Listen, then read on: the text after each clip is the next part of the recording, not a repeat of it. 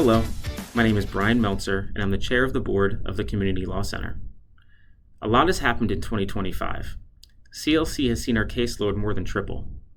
We've taken on complex litigation, such as the Frederick Douglass Tunnel case, additional liquor board work, additional zoning cases, and continued our work with neighborhood organizations establishing 501c3 status and good corporate hygiene and governance.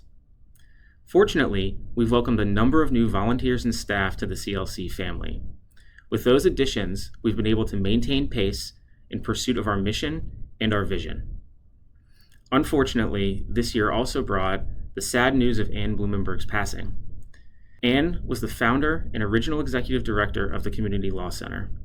She was a strong champion of justice and community empowerment, and she helped establish the foundation for the mission and vision that we pursue today.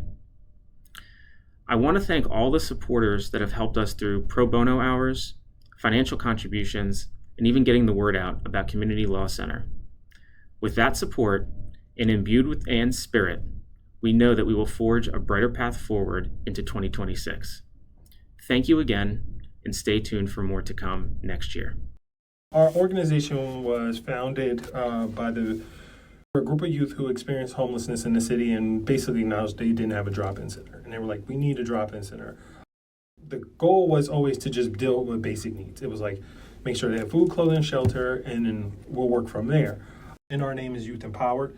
And very few of the organizations, it wasn't youth-led. It was adults telling youth what they need. And then when you ask youth for the inputs, then it felt as if the adults just changed it based on what our availability was. We appreciate the Community Law Center because you're helping the organization, but equally you're helping the community. We're growing in two sides, so we're growing to provide services to clients, but we're also growing and solidifying our organization and making sure that we're solid for years to come. One of my personal goals as the executive director is to build sustainability. So Community Law Center is an important piece in that because at the end of the day, these are all legal documents. So to have someone who can understand the language is always key. And then I'd say the second part of that is able to articulate what the changes are to people is also equally important. So that's been very helpful.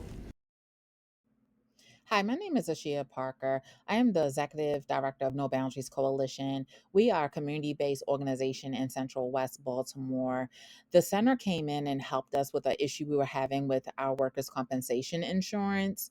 It was such a great experience. The attorney helped us. They knew our organization, they knew our need, and they were able to fight for us.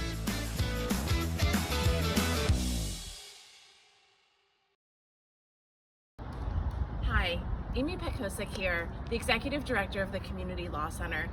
And I'm standing here this morning outside of where our offices were for over 23 years in the gorgeous historic Castle Building here in Hampden.